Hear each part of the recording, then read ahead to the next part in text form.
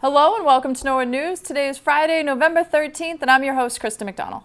Norwood held its fall town meeting Thursday night. Residents and town officials gathered in the NHS gymnasium to allow for enough space to socially distance from one another. For an update on how the night went, we go to Brian Boudreau. Brian? Thanks, Kristen. Last night, the NHS gym was host to town meeting floor. We're going to find out why town meeting had to happen when it did and how it all went. For the purpose of providing fiscal 2021 hybrid education, and we got the breakdown on that.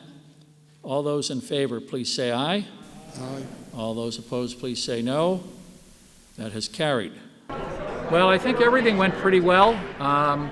No big surprises. We had great cooperation from all the town meeting members, all the staff, the high school custodians, NCM, and everybody in attendance. Everybody was very careful, I think, with social distancing and taking their seats and staying where they needed to stay. The business moved along with good discussion, and I think all in all it went pretty well. It went very well. So we had to meet before the middle of November in order to set a tax rate or be able to balance the budget so we could set a tax rate. It's one of the critical functions that the town has to do every year. So we had to have town meeting to get that business done to balance the budget so that way we could set the tax rate, which means we can get tax bills out and ultimately have money to pay for town services. So it was an absolute necessity that town meeting meet tonight. And unfortunately, due to the way the state arranges its rules and allows us to do things, we had to meet in person. We're looking forward to a remote meeting or a digital town meeting in January, but for now it had to be in person, and we are very appreciative of all the town meeting members who came out, make sure that the town can take care of its business and keep us moving forward and keep us operating. Reporting from the NHS gymnasium, I'm Brian Boudreau. Kristen, back to you. Thanks, Brian. As of November 6th, the way that COVID numbers are reported in Massachusetts has changed. Sigal Reese stopped by the studio to explain the new metrics. Public health doesn't work without public engagement. No one in town hall or the governor's office or really any governmental office can stop the spread of COVID-19. But together, with the sum of all our actions and behaviors, we can stop the spread. We all need to do our part and follow the safety standards, the governor's orders, and the advisories to stop the spread. We know what works. We know wearing a face covering reduces the chance of spread. We know staying 6 feet apart from others reduces the spread. We know washing your hands and using hand sanitizer reduces the spread. And we know gathering increases the chance for spread. We also know how contact tracing works. We need residents to abide by our request to isolate and quarantine. We need everyone to follow the public health guidelines in order to slow and stop the spread of COVID-19. The state has revised its metrics to classify communities as gray, green, yellow, or red. It is valuable to look at multiple data points to describe the situation on the ground. In addition to the average daily case count per 100,000, the metrics now take into account the percent positive. This takes all the tests taken over the last 2 weeks and divides the number of positive tests by the total tests. An increase in the percent positive means testing is not keeping up with the increase in cases. If we see more cases, we need more testing so we can identify the cases, ask them to isolate, and quarantine their close contacts. Norwood, like the state and the country, is seeing a rise in case numbers. Across the state, we are also seeing an increase in hospitalizations. While the case count is rising, we continue to have a good low percent positive. This week's Norwood percent positive is just under 3%. With the opening of Norwood Hospital testing trailer, there is now more access to testing. We are also not seeing transmission in our schools. With the hybrid model, most of the students are in the building only 2 days a week. So if they are positive, it is less likely that they will be in the building when they are contagious. Also, the schools are doing a great job with the safety requirements, social distancing and mask wearing. The school-age cases we have seen are mostly from exposures at home as part of a household cluster. We need to all follow the public health advice so that we can save lives, keep schools open, and keep businesses open. Thanks, Sigal, for all your hard work on this. Stay tuned after this break for more town news.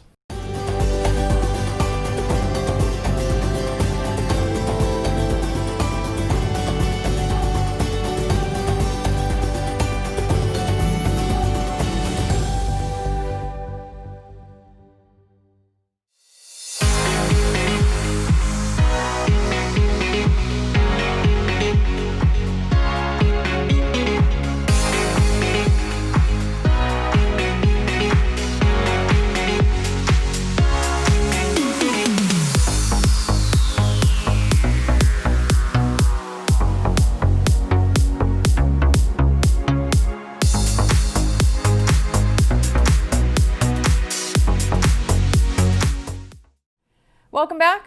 Earlier this year, the town of Norwood hired Holly Jones as their new environmental planner and conservation agent. After a few months on the job and getting her feet wet, Jerry Slater met up with Holly to learn all about her new job. One of my main roles as conservation agent is supporting the Norwood Conservation Commission, which in itself has a lot of roles. They do a lot of permitting for construction projects that are building near wetlands or near rivers to make sure that those natural resources stay protected.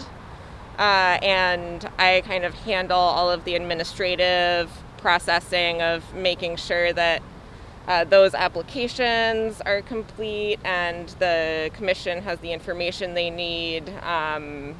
Doing site visits as well to get photos for them.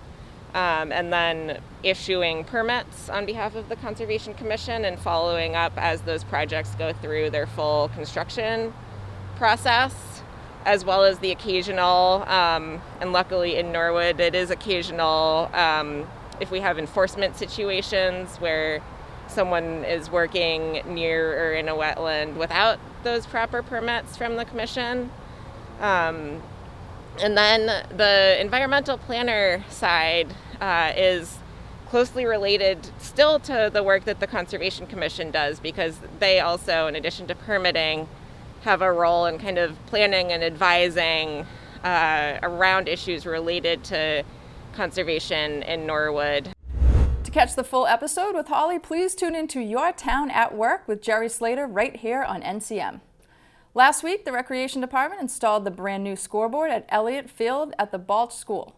This project was made possible by generous donations from Galooly Funeral Home and Norwood Bank. For more on the project, we take a trip down to the Balch where Travis Farley is. Hi Norwood, Travis Farley here with the Norwood Recreation Department. We're here at Elliott Field behind the Balch Elementary School in South Norwood. As you can see today, we're here to talk about our new addition to Elliott Field, the new scoreboard behind me. Galooly's Funeral Home and Norwood Bank were the two key sponsors for this new scoreboard. We're very happy about this new addition. John Galvani at Norwood Bank and Galooly's Funeral Home both approached me about sponsorship opportunities, and we were able to work this out. The old scoreboard was actually less visible. You couldn't even see it from the stands, and obviously it's reached its useful life, so we're able to put up this new scoreboard. It looks great. We hope a lot of the youth groups and leagues will be able to see it and use it. We hope the fans like it. So thank you again to Galooly's Funeral Home and Norwood Bank, huge sponsors, and we couldn't have done it without them. Thank you, Galooly Funeral Home and Norwood Bank, for your very generous donation. Let's play ball. And now we're going to toss it over to Juliana O'Neill with school news. Hi guys, I'm Juliana O'Neill, and let's take a look at some activities happening in our Norwood schools this week. Grade 5 learning is going strong in both the blue and gold cohorts at the Callahan School. Students and staff are adjusting to wearing masks and having their plexi shields on each desk throughout the day. Mr. Downs, Mrs. DePillo, and Mrs. Sims are able to keep students engaged, whether it be during a remote day or an in-person day. The grade 5 students are taking advantage of the nice weather during recess and PE class. At the Coakley Middle School, the in-person gym classes have been enjoying the stretch of great weather. They have great choices of activities, including can gym, disc golf, and enjoying a nice walk. Everyone has some fun and gets some exercise at their own pace. Attention 8th grade parents. The yearbook is looking for blasts from the past photos of current 8th graders. They are looking for photos from field trips, silly Halloween costumes, or even youth sports pictures. Please send photos to cms-yearbook@norwood.k12.ma.us. At the Oldham School, the 2nd graders studied about skulls and how they can help us. After learning about skulls, the students then created their own masks. Students at the Balch have been enjoying the amazing weather and the fun new playground provided by the PTO. The students are also very grateful for their new outdoor classroom built by the Norwood Recreation Department. A special thanks goes out to all involved.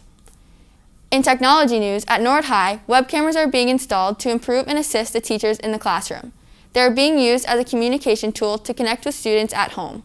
Students participate by using their school Chromebooks to join the class. The web cameras improve the audio and video quality, and they allow the teachers to teach at the front of the room. Also new in the classroom this year are touch view monitors. These interactive monitors replace the old projectors and are a big improvement in the quality and function. We will be highlighting them on a future newscast. The web cameras were purchased using state grant money, and a big thank you to town meeting members who voted to fund the touch view monitors. Let's take a quick look into a classroom. So, and now let's get Y by itself. Last step, Haley. get y by itself. Oh, take the square root. Take the square root of both sides. And somebody at home, what do we get? The square root of x equals y. That's right. But Josh, I know you're And we flip that around. you're a responsible square rooter.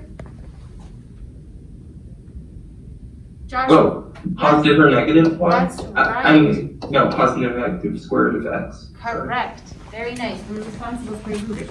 Now we have to decide: is it positive square root of x or negative 1? Because sometimes it will be the positive option, sometimes it will be the negative one. So we have to check and decide. And there are two. The technology team in the school department does a fantastic job making sure that students, teachers, and administrators have what they need when they need it. Thank you so much to the whole team. The first grade team at Prescott School engaged in an exciting critical thinking and hands-on activity this week utilizing Mystery Science program. Students first learned about the sun and the angle of the sun and the impact of the sun on their shadow. They looked at how an object cast a shadow across a desk utilizing a flashlight and an object like a round ball and a paper person. Kids looked at how where they stood with the flashlight impacted where the shadow was and made predictions about how the movement of the sun during the day would change where their shadow was. This project culminated with kids going outside and measuring the length of location of their shadow at 3 different times, 10 a.m., 12 p.m., and 2 p.m. Kids were excited to see their learning applied to a real-life situation.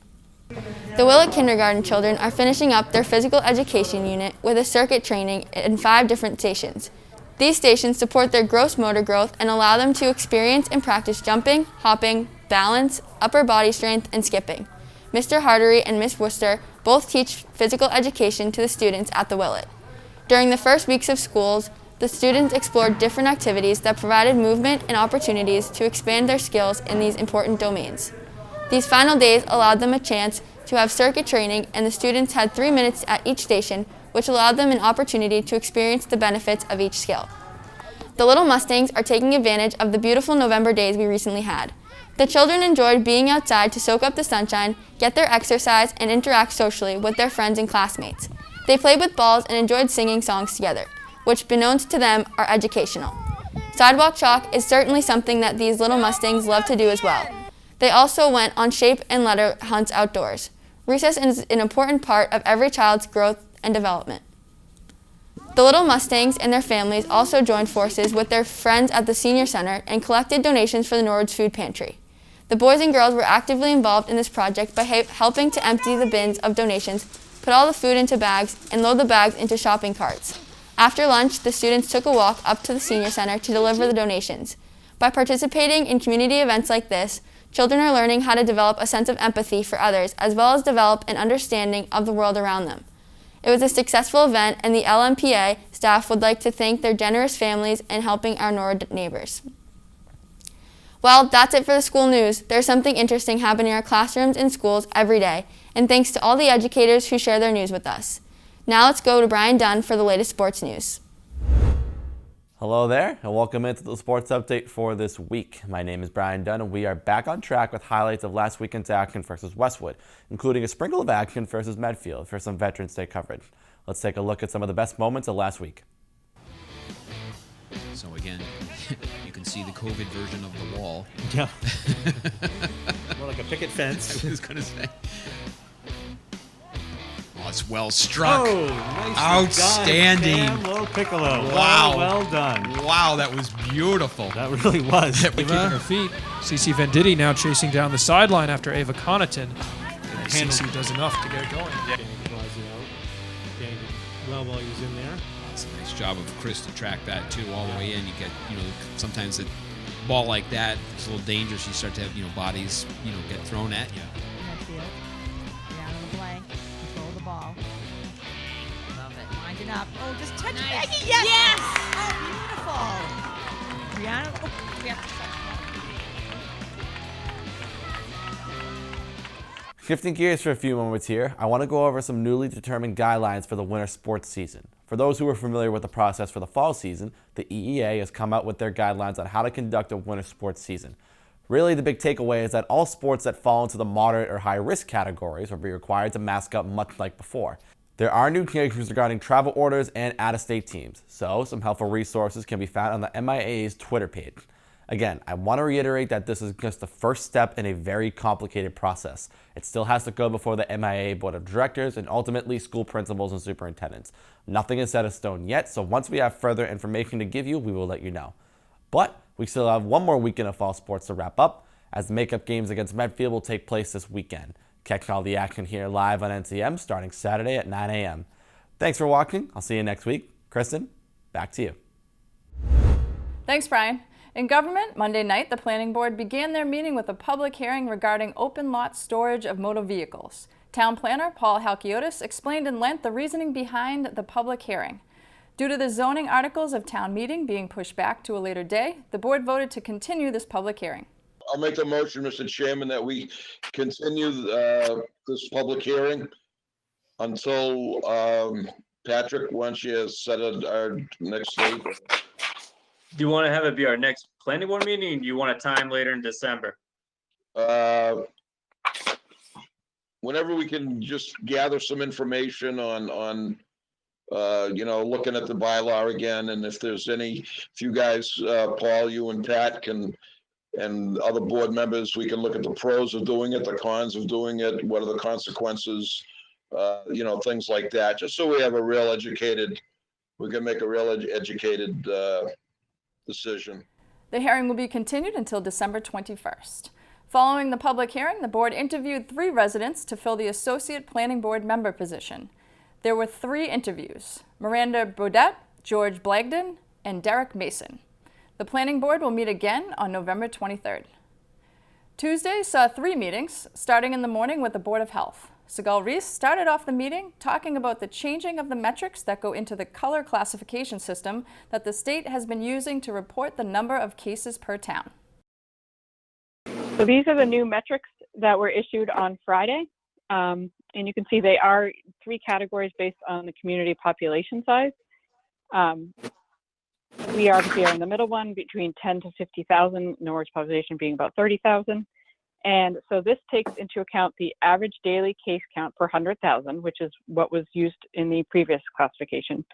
But it also takes into account the percent positive. So once your average daily case count goes over 10, then you're considered yellow, or if your percent positive is over 5. If it's over 10 and your percent positive is over 5, then you are considered red. So what that did was it actually lowered Norwood into the yellow category. I think it's a good idea to take into account more metrics when you're classifying in the community risk level. I think this might still be a little bit of a simplified method to do that, but I think it is good to include other factors. And it's something we've been talking about a lot in our reports, that our test rate is very good. Our percent positive is low. It's under 5. Last week it was 2.2%.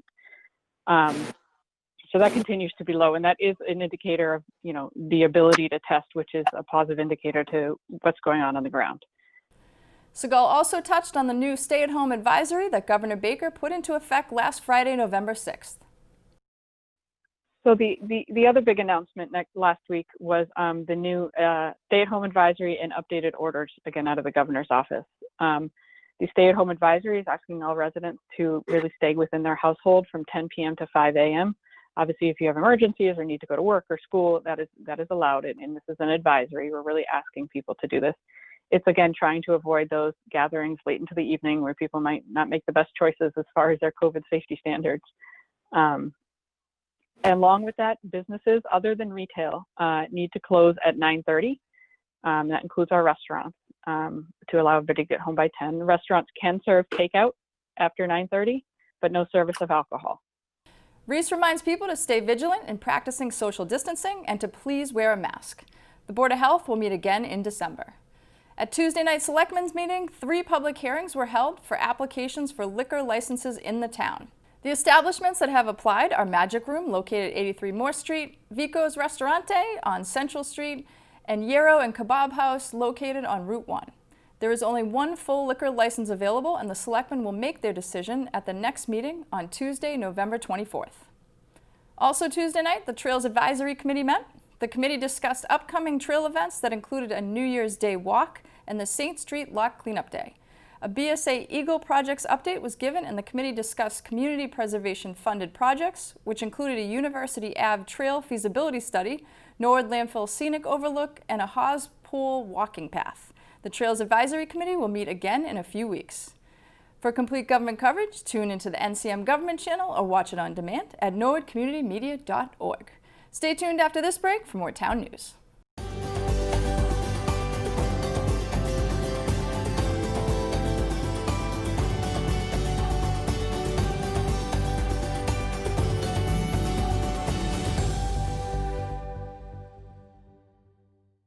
Come on.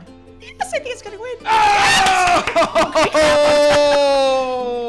Norwood Community Media produces weekly live coverage of government meetings, sports games, town events, and much more. You can access all of our live content on our live stream at norwoodcommunitymedia.org. Here's how it works. Type norwoodcommunitymedia.org into your web browser. This takes you to our website where there are 3 options of live stream to watch. Our community live stream carries Norwood news, Norwood High School sporting events, and other town events. To access news bulletins and event reminders, please visit our bulletin board live stream. For live coverage of local government meetings, you can visit the government live stream page. Once you've decided which stream you need, simply click the box with the title and then click the play button that appears and you will be watching live NCM coverage. Thank you for choosing your home for all things Norwood, Norwood Community Media.